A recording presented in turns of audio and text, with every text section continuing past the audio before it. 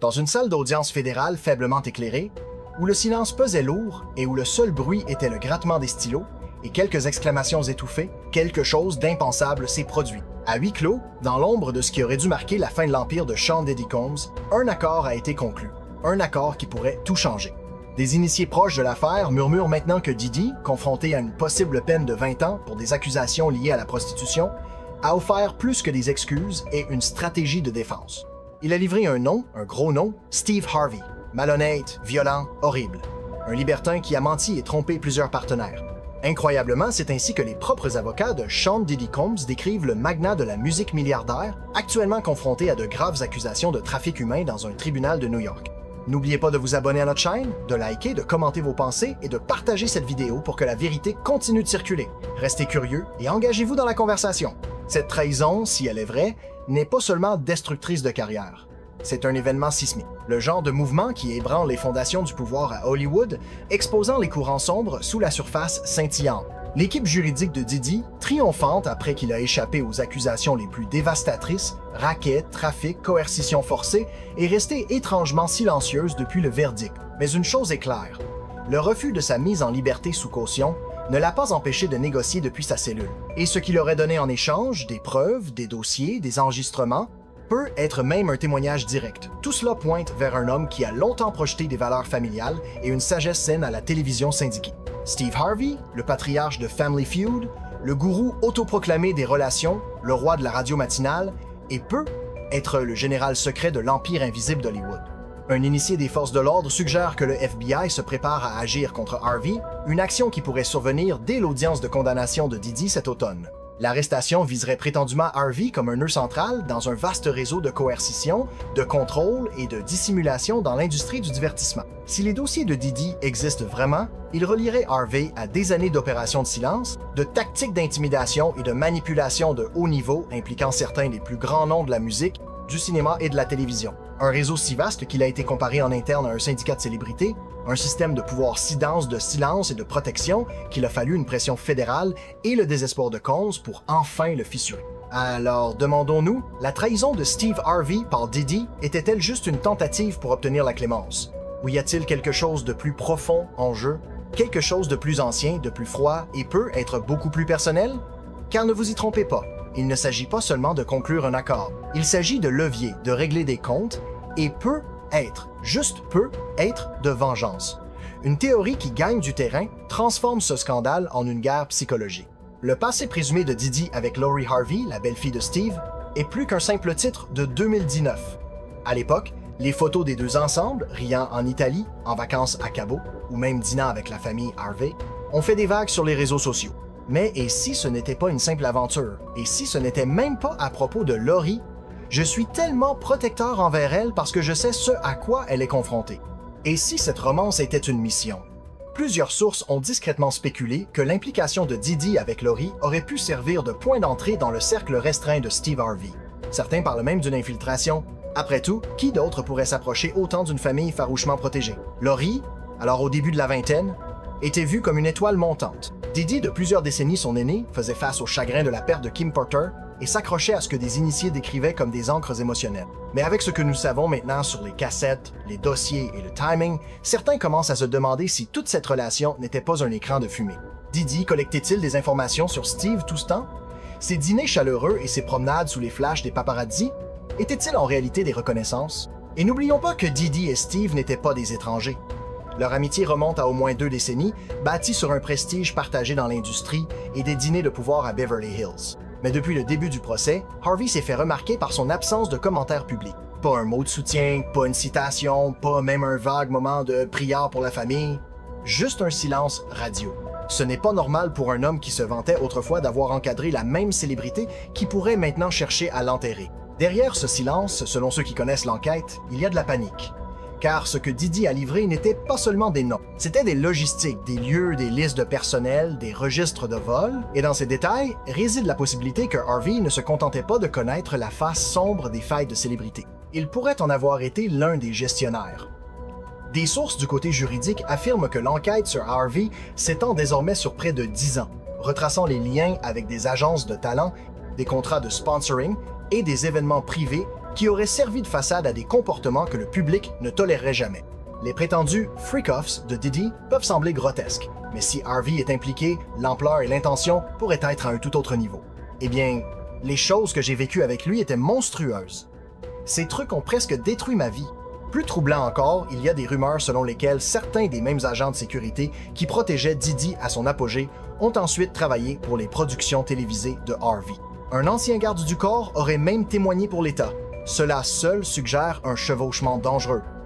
Des ressources partagées, des secrets partagés, des responsabilités partagées, et la conspiration s'approfondit lorsqu'on inclut les noms plus discrets, assistants, chauffeurs, qui commencent à parler maintenant que l'attention ne se porte plus uniquement sur Diddy. Une allégation affirme même que l'empire médiatique de Harvey aurait été utilisé pour blanchir des récits, réduisant au silence les accusateurs en les discréditant sur ses émissions de radio ou en offrant des règlements financiers en coulisses. L'aspect le plus troublant, selon 3 personnes distinctes qui prétendent avoir travaillé dans l'entourage de Harvey au milieu des années 2000, est qu'il existait des protocoles internes pour gérer les scandales avant qu'ils ne surviennent. Cela inclurait prétendument des stratégies pour neutraliser les poursuites potentielles, rebrand les comportements controversés et présélectionner des journalistes compatissants pour une couverture douce. Un ancien employé l'a décrit comme une machine de gestion de crise qui ne s'arrêtait jamais, comme s'il s'attendait toujours à ce que quelque chose tourne mal. On m'a dit qu'on les appelait des « nuits de roi sauvages ». Et qu'est-ce qu'une nuit de roi sauvage? C'était quand lui et un ou plusieurs invités allaient dans une chambre d'hôtel ou chez lui, dans sa chambre, et organisaient des rassemblements intimes. Je devais préparer cette chambre d'hôtel, ce qui consistait à fournir de l'huile pour bébé et de l'astroglide. Et puis il y a Marjorie Harvey, l'épouse, la matriarche, celle qui a récemment critiqué l'obsession d'Internet pour les rumeurs d'une prétendue liaison avec un garde du corps et un chef personnel. Alors que Marjorie a qualifié ces commérages de mensonges et de sottises, elle s'est aussi fortement appuyée sur des citations bibliques et un langage spirituel, souvent un signe, selon certains, que la vraie pression arrive et que les avocats ont conseillé d'éviter les détails. Mais et si les rumeurs sur Marjorie étaient plus que du drame conjugal? Et si elles étaient des distractions plantées en prévision de quelque chose de plus grand, quelque chose qui rendrait un scandale d'infidélité presque pittoresque? Mais que Marjorie, ce que Marjorie ne vous dit pas, c'est qu'elle raconte les affaires de tout le monde. Bon, maintenant ne me laissez pas commencer à parler des affaires de Steve. On ne peut pas non plus ignorer la fumée autour des relations précédentes de Harvey. Son ex-femme, Mary, l'a accusé de parjure, de torture émotionnelle et même d'annihilation spirituelle.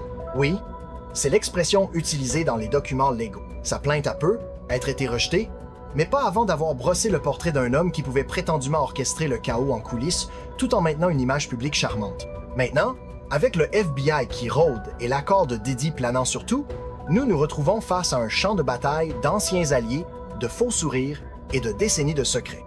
Et au milieu de tout cela, une femme nommée Laurie, le mannequin, l'influenceuse, la fille, oui, mais aussi le pont. Était-elle simplement prise dans la tempête? Ou a-t-elle été utilisée? L'intérêt de Diddy pour elle a-t-il commencé par une émotion sincère? Ou était-ce simplement le premier coup dans une longue et silencieuse vengeance? Ou pire encore, était-ce stratégique? Et si c'était le cas, jusqu'où va cette trahison? Je pensais qu'il était cet homme d'affaires irréprochable qui s'était hissé au sommet parce qu'il était si puissant et, vous savez, intelligent et éduqué. Je n'avais aucune idée qu'il avait cet autre côté. Et quand j'ai commencé à être exposé à son mode de vie, j'ai vraiment commencé à réaliser que ce type avait une addiction. C'est pas juste, vous savez, une fois toutes les quelques semaines, c'est tous les jours, toutes les heures. Et c'est exactement ce qui empêche le cercle restreint d'Hollywood de dormir la nuit. L'accord présumé de Diddy avec le FBI n'a pas seulement trahi Steve Harvey, il a déclenché une bombe de panique dans toute l'industrie du divertissement. Des murmures circulent des plateaux de studio aux yachts privés. Qui sera le prochain? Derrière ses sourires de scène et ses selfies filtrés, les stars de premier plan s'agitent. Des managers de haut niveau ont soudainement annulé des apparitions, enfermant précipitamment leurs clients dans des vacances hors réseau. Un animateur de talk-show nocturne bien connu aurait manqué 2 enregistrements cette semaine, invoquant l'épuisement, bien que des initiés affirment qu'il s'agissait en réalité d'une réunion de contrôle des dommages avec son équipe juridique. Même une grande plateforme de streaming a discrètement reporté un projet documentaire lié à une famille célèbre que nous ne nommerons pas. Quelque chose se passe derrière le rideau. Et ce n'est pas juste de la peur, c'est un mode de survie. Une publication Instagram cryptique d'une chanteuse primée au Grammy, « Quand les masques tomberont, certains visages ne survivront pas à la lumière », a rendu les fans hystériques, surtout après qu'elle a cessé de suivre plusieurs artistes liés à la fois à Diddy et à Harvey. Et n'oublions pas l'exode soudain de certaines firmes hollywoodiennes. 3 grandes célébrités auraient lâché leurs attachés de presse dans un laps de temps de 48 heures. Un ancien manager de tournée l'a dit franchement dans un tuyau anonyme. Les dominos tombent déjà, tout le monde a quelque chose à perdre. Tout le monde prie pour que son nom ne figure pas sur cette clé USB. C'était comme « Wow » pour Diddy. Diddy, quoi. Vous savez, c'était une personne que j'admirais. Il était un magnat. Alors j'écoutais tous les artistes qu'il avait transformés en superstars. Et donc, avoir une chance d'être signé par lui, c'était incroyable. C'était comme « Mon Dieu, je suis là ».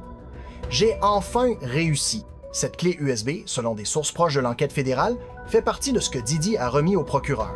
Elle contiendrait prétendument des fichiers cryptés, des journaux d'appel, des registres d'hôtels et des enregistrements de surveillance couvrant plus d'une décennie. Et si les fuites sont ne serait-ce qu'à moitié vraies, ce n'est pas seulement Steve Harvey qui devrait s'inquiéter. Plusieurs vétérans de l'industrie insistent sur le fait que le matériel relie une constellation de figures puissantes, certaines ayant construit des empires sur une image familiale, d'autres déjà entourées de controverses. C'est le dévoilement d'une génération. Un avocat du divertissement a averti « Vous ne regarderez plus vos célébrités préférées de la même manière ». Ce qui nous ramène à Steve Harvey, l'homme qui a construit une fortune en disant aux gens comment vivre, écrire, aimer mieux et s'élever au-dessus. Et pourtant, nous voici observant les échafaudages se fissurer autour de lui. La persona impeccable de Harvey commence à ressembler à un décor soigneusement maintenu, trop poli, et maintenant pliant sous la pression. Les rumeurs d'intimidation, d'achats secrets et de connexions sombres n'ont pas été prises au sérieux pendant des années. Pourquoi? Parce que l'homme en costume nous disait comment agir comme des dames et penser comme des hommes, parce qu'il vendait la rédemption. Mais si les dossiers sont exacts, Harvey ne se contentait pas de connaître les schémas sombres de l'industrie. Il pourrait avoir joué un rôle dans leur maintien. Ils ont eu peur de se manifester. Ils avaient peur de ce qu'il pourrait potentiellement leur faire dans l'industrie, ce qu'il pourrait leur faire professionnellement, peut être même personnellement. Et donc oui, c'est un sombre secret qu'ils ont gardé pendant très longtemps. Son empire, radio, télévision, tournée de motivation, même sa ligne de vêtements, a été construit sur la confiance. Et maintenant, cette confiance s'effrite. Les sponsors observent, les accords de syndication sont soi-disant en cours de révision. Des sources internes à un grand réseau affirment que les cadres ont déjà eu des conversations sur ce qui se passerait s'ils retiraient ces émissions des marchés internationaux en cas d'accusation criminelle. L'effet d'entraînement pourrait être dévastateur. Et les fans, ils sont sous le choc, car Steve Harvey n'était pas seulement une célébrité, il était un symbole. Il était la figure paternelle de la télévision diurne. L'homme qui faisait des erreurs et qui en tirait soi-disant des leçons. Mais s'il ne s'agissait que d'un masque maintenu en place par le pouvoir et le silence, ses défenseurs se font de plus en plus silencieux. Le flot habituel de solidarité des célébrités s'est tari. Pas de tribu sur TikTok, pas de campagne de hashtag, juste des silences gênants et des appels sans réponse. Même les récents posts de versets bibliques de Marjorie Harvey ressemblent plus à des signaux d'une forteresse assiégée qu'à des signes de calme spirituel. Et à chaque déni cryptique, de nouvelles questions surgissent. Steve savait-il ce que Diddy faisait toutes ces années? Les fêtes somptueuses, les vacances coordonnées, les jets privés, était-il une scène pour quelque chose de beaucoup plus sombre? Et s'il savait, est-il resté silencieux pour protéger son héritage? Il m'a coincé, et ensuite il m'a demandé, en levant le bras, « Comment vas-tu? » J'étais un peu comme « Wow, qu'est-ce que c'est que ça? » Très inconfortable. Et puis il a frotté sa main sur ma poitrine. Il a dit « Si tu as besoin de quoi que ce soit, n'importe quoi, fais-le-moi savoir. » Un héritage vacille maintenant au bord du gouffre. Selon un ancien assistant qui a travaillé avec Harvey au début des années 2010, tout était question de contrôle. L'image était tout. Rien ne se passait sans l'approbation de Steve, surtout quand il s'agissait de sa marque. Un autre ancien employé a décrit l'équipe autour de lui comme loyale à l'excès, entraînée à nier, détournée et discréditée. Mais cette forteresse de loyauté montre des fissures. Les gens parlent, les avocats écoutent, et si même une partie des dossiers de Diddy devient publique, nous pourrions assister à l'effondrement de l'un des empires les mieux protégés d'Hollywood. Ce que nous observons maintenant n'est pas seulement une tempête juridique, c'est un démantèlement psychologique. Dans les hautes sphères d'Hollywood, où les secrets sont une monnaie et la réputation est tout, la prétendue trahison de Diddy a déclenché quelque chose de primal. La confiance, déjà rare dans ces cercles, se désintègre d'heure en heure. Les figures puissantes qui trinquaient autrefois dans des fêtes privées et posaient ensemble sur les tapis rouges coupent soudainement la communication. Même les collaborateurs de longue date suppriment d'anciennes photos, désactivent les commentaires ou se retirent entièrement de la vue du public. Pas nécessairement par culpabilité, mais par peur. Car dans ce jeu, il ne s'agit pas de savoir qui est coupable. Il s'agit de savoir qui sera exposé en premier. En coulisses, les agents et les avocats se précipitent prétendument pour négocier des accords d'immunité. Les accords de confidentialité sont déchiquetés ou contestés, et les enquêteurs reçoivent un flux constant de nouveaux tuyaux, dont certains, selon des initiés, viennent de l'intérieur même d'Hollywood. C'est un changement glaçant dans la hiérarchie. La loyauté a été remplacée par le levier. Les célébrités, qui évoluaient autrefois dans un silence coordonné, sont maintenant poussées dans des coins, regardant leurs anciens alliés livrer des noms et des détails pour se sauver eux-mêmes. Les règles ont changé, il ne s'agit plus de préserver un héritage, il s'agit de survivre aux retombées. Regardez Didi par exemple, regardez-le. Il a des vidéos. Il a des vidéos des fêtes. Maintenant, ce que j'ai entendu, je ne sais pas dans quelle mesure c'est dans les médias grand public, je ne suis pas vraiment l'histoire, mais ce que j'ai entendu de la part d'amis avocats, d'amis qui m'ont représenté auparavant, d'agents, et ainsi de suite, c'est qu'il y a actuellement une guerre d'enchères. Le sentiment de paranoïa est palpable. Des sources de plusieurs agences de talent affirment que leurs clients les plus en vue refusent les réunions sans la présence de témoins juridiques vérifiés. Certains voyagent même avec des brouilleurs de signaux numériques pour éviter la surveillance ou le suivi de localisation. Les amitiés entre stars se sont transformées en confrontations silencieuses, chaque partie se demandant ce que l'autre sait et si elle a déjà parlé aux enquêteurs fédéraux. C'est un thriller psychologique qui se joue en temps réel avec de vraies conséquences. La peur ne concerne pas seulement les poursuites. Il s'agit de l'humiliation, du dévoilement public, de la destruction permanente de la persona soigneusement façonnée. Le coût émotionnel est réel, même si personne ne l'admet. Un consultant en divertissement qui travaille avec des équipes de crise pour célébrités l'a décrit comme un exil interne, un état mental où les stars s'isolent de manière préventive, coupant les liens, non pas parce qu'elles sont coupables, mais parce qu'elles ne savent pas à qui faire confiance. Les thérapeutes spécialisés dans la clientèle de haut profil sont prétendument débordés, non pas par des confessions, mais par une anxiété qui vire à l'obsession. Qui a dit quoi? Qui a gardé des textos? Qui observe maintenant? Et plus important encore, devrait-il parler en premier? Dans ce climat, la trahison n'est pas un scandale, c'est une tactique de survie. Si Didi a vraiment ouvert la porte à ce genre de démantèlement, alors l'élite d'Hollywood se retrouve maintenant dans une course effrénée, non pas pour se protéger mutuellement, mais pour devancer l'inévitable. C'est chacun pour soi. Et cela signifie que la prochaine trahison n'est jamais qu'un coup de fil désespéré. Alors, je vais vous dire, je ne sais pas à quel point j'aime dire des choses que je sais sans les voir, vous savez, mais y a-t-il eu des discussions? Y a-t-il eu des descriptions de personnes que je connais et qui étaient là? Oui. Mais voici une autre chose. Combien de ces grandes fêtes de divertissement au fil des ans, et tout ça était aussi réussi que vous l'êtes? Vous êtes-vous déjà retrouvé dans une situation où, à une certaine heure, quelqu'un vient vous dire « Ok, il est temps de partir. » À ces fêtes, c'était le cas. Et n'oublions pas qui a rendu tout cela possible. Didi, l'homme autrefois célébré comme la royauté du hip-hop, maintenant derrière les barreaux, en attente de condamnation, pourrait détenir les clés d'une vérité que le monde n'est pas prêt à affronter. Certains disent qu'il fait son dernier coup d'échec, brûlant les ponts pour se sauver lui-même. D'autres croient qu'il entraîne tout le monde dans sa chute par dépit.